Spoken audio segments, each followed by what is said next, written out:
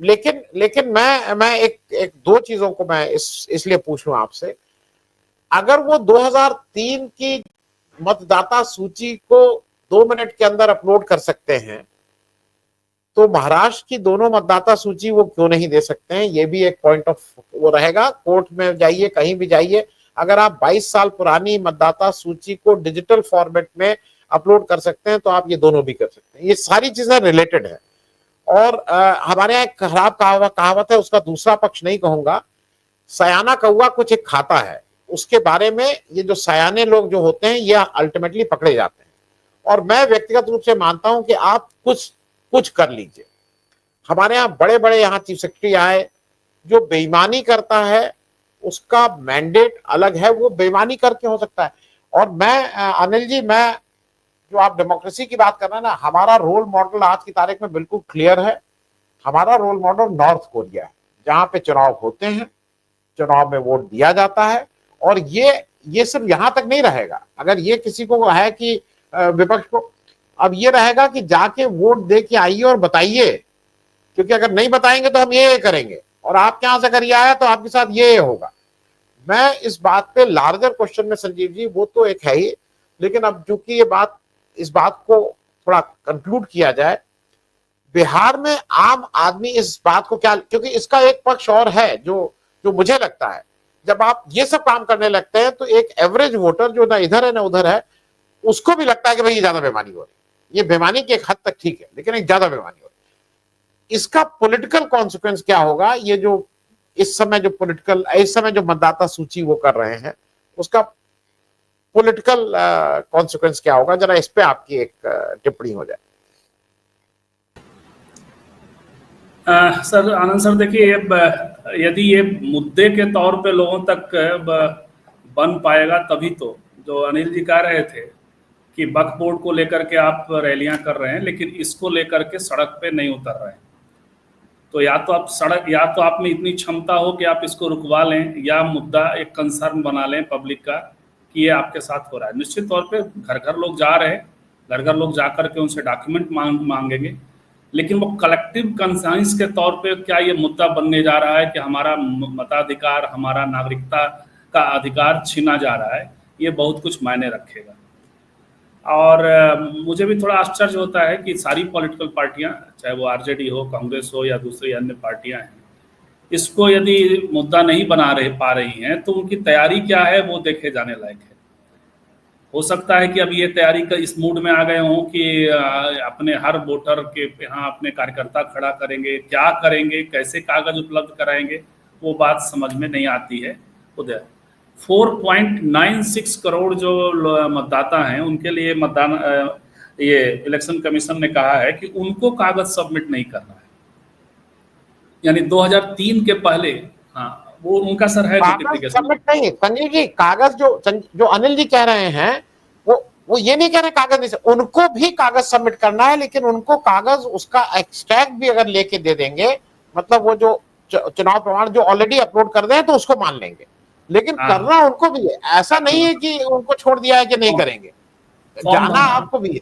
जी जी, form भरने या उसको करने उनको प्रक्रिया तो से उनको गुजरना पड़ेगा, लेकिन वो कह रहे हैं कि डॉक्यूमेंट सबमिट तो मैं सामने देख रहा हूँ और बाकी लोगों को करना है। तो अब ये है दूसरा जो सबसे मेजर, बाकी सारी चीजें तो अनिल जी ने इस प्रसंग में कहा ही कि आपका ये जो काम है एनआरसी का या सिटीजनशिप सिद्ध करने का, वो चुनाव आयोग का काम नहीं है। वो इस चिंता में दोहरा हुआ जा रहा है कि दूसरे लोग मतदान ना करें जो नागरिक हैं। तो ये तय करना गृह मंत्रालय का काम है कि कौन नागरिक है कौन नागरिक नहीं है, ये ईसीआई कैसे तय करेगा। एक बात, दूसरी बात, कई सारी चीजें हो रही हैं, डाउट के तो कई प्रसंग है बिहार में। बाकी लेकिन पॉलिटिकल चीजें ऐसी नहीं है कि अनिल सर जो कह रहे हैं उससे एकदम 100% सहमत नहीं हुआ जा सकता, क्योंकि अब जब चुनाव हो रहा है और चुनाव में पॉलिटिकल पार्टियां शामिल हो रही हैं, तो निश्चित तौर पे राजनीतिक प्रभावों पे और राजनीतिक मुद्दों पे तो बात होगी ही होगी। अंततः 2 गठबंधन है, 3 गठबंधन है, जो आपने अपने इंट्रो में भी रखा कि एक तीसरा गठबंधन आते जाते तक बन सकता है, तो वो है। अब इसमें देखिए सर, एक मोटा हाथी से रूपक में इसलिए बनाता हूँ कि तेजस्वी या आरजेडी जो है वो 32% 34% से वोट शुरू करते हैं। वो दो ऐसे मैं लार्जर उसके हिसाब से कर रहा हूँ, अदरवाइज उनके पास 28% का वोट है शायद। तो 32-34% से वो शुरू करते हैं और उसके बाद उनको एड ऑन करना है अन्य जातियों का और दूसरे उसका। तो चुनाव यहाँ नीतीश बनाम तेजस्वी या महागठबंधन नहीं है, यहाँ ये आरजेडी तेजस्वी बनाम एनडीए या नीतीश है। इसीलिए आप लगातार देख रहे हो, इस बात को बीजेपी समझती है, बखूबी समझती है। उसका चुनाव प्रचार अभियान हो या लगातार की जो स्ट्रेटजी हो, वो उस पर काम इसी तरह से कर रही है। जो दो मुद्दे थे जाति गणना को लेकर के, वो पीटा, वो मतलब घोषित कर दिया। दूसरा बड़ा मेजर मुद्दा था 94 लाख, कि 94 लाख परिवारों को 2-2 लाख रुपए दिए जाने की घोषणा की थी तेजस्वी और नीतीश जी की सरकार ने। तो उसको इन्होंने घोषित कर दिया है। अब ये कितना हो सकता है, एक आध किस्त जारी कर दें, कुछ लोगों के अकाउंट में दे दें, लेकिन ये फॉर्म भराने का काम जो राजस्थान में पैटर्न अपनाया था बीजेपी ने, वो पैटर्न यहाँ पे ये लोग अपनाएंगे, एक माहौल बनाएंगे। तो ये मुद्दा भी उनसे, एक मुद्दा बस बचकर रह जाता है, वह है अति पिछड़ी जातियों का बढ़ा हुआ रिजर्वेशन। दूसरा एक प्रसंग है कि अभी जो संविधान वाली बात जो कही है, एक तरह से बदलने के सेंस में ही लोगों तक जाएगा। 2015 में भी पहले गया था और उसका असर भी हुआ था, लेकिन वो मैं बार बार कहता हूँ कि ये एक सीमेंटिंग फोर्स की तरह होगा, ये मुख्य मसला नहीं होगा। मुख्य मसला ये था 2015 में कि नीतीश जी और लालू जी साथ आए थे, इसके चलते 178 सीटें एकदम से स्विप ऑफ करके महागठबंधन की ओर चली गई थी।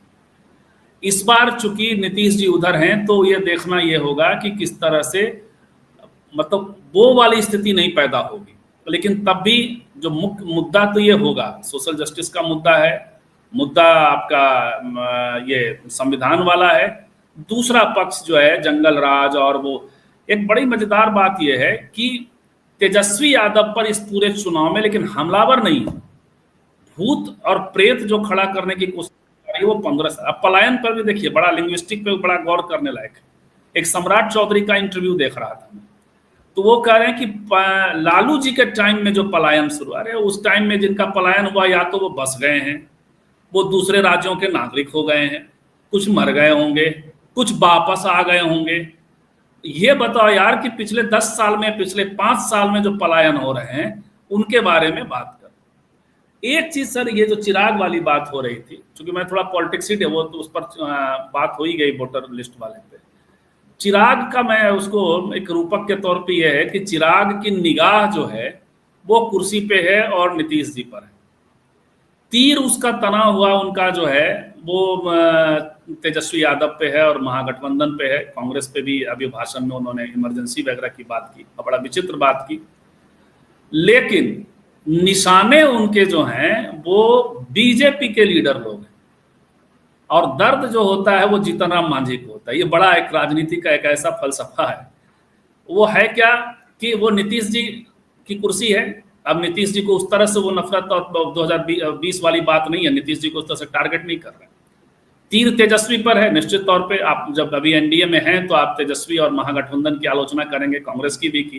कांग्रेस की भी बड़ा विचित्र की, अभी जो राजगीर में उन्होंने ये किया है, जय भीम और वो बहुजन सम्मेलन कथित रूप से, तो वो है। लेकिन निशाना इधर है, वो वजह यह है कि बीजेपी ने अपनी लीडरशिप खत्म कर रखी है। ये सब तिकड़म कर रही है, चुनाव आयोग फलना ढेकना, लेकिन इनका कोई लीडर यहाँ नहीं है, एक चेहरा बड़ा नहीं है जो खड़ा कर पाए, जो लोगों तक रिकॉग्निशन प्राप्त कर सके। तो पूरा चिराग की कोशिश है कि सीटें जितनी मिले, मतलब ठीक ठाक मिले, फिर भी जीत के हम आए और मुख्यमंत्री की दावेदारी के लिए दलित कार्ड के तौर पे हम हों। और इसीलिए जीतन राम मांझी जी को दर्द होता है कि ये 10 साल का 10 महीने का हमारा अनुभव है, हम महादलित पैकेट से हैं, तो हम क्यों नहीं। ये वाला संघर्ष बड़ा एनडीए में जबरदस्त चल रहा है। एक आयरनिकल बात जो उसमें मुझे दिखाई पड़ी, वो तेजस्वी यादव को कह रहे हैं कि इमरजेंसी में जिसके पिता को टॉर्चर किया गया, जिसको जेल भेजा गया, वो आज कांग्रेस के साथ गठबंधन में। तो भाई 10-12 साल, कई बार 10-12 साल तो यूपीए में ही रामविलास जी तो मंत्री रहे ना, जेल तो वो भी गए थे, और 2022 में उनके सामान फेंके गए। तो ये सब है। तो लेकिन खैर, उनकी अपनी वो राजनीति है।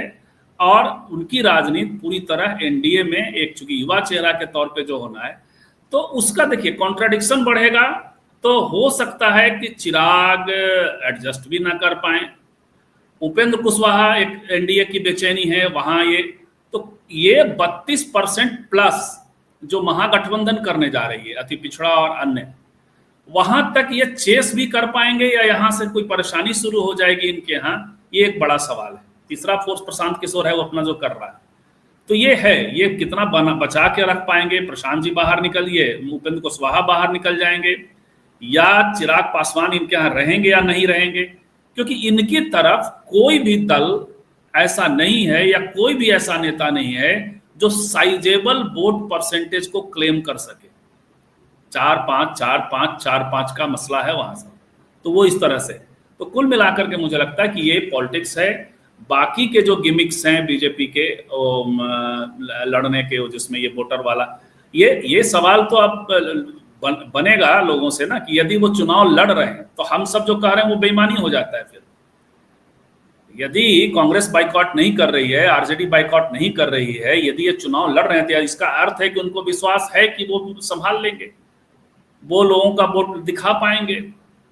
ऑब्जेक्शन उधर ममता बनर्जी भी ले रही हैं, ऑब्जेक्शन वहां दिल्ली में भी लिया गया था, लेकिन दिल्ली में बाजब्ता कहा जाता है कि आम आदमी पार्टी ने जगह जगह घर घर जा करके सुनिश्चित कराया कि ये मतदाता संख्या बढ़ाए नहीं, जहां बढ़ाते हुए दिखते थे वहां हंगामा होता था। तो बिहार में ये सब कर पाएंगे क्या ये लोग, ये भी देखे जाने लायक है। सब आनंद।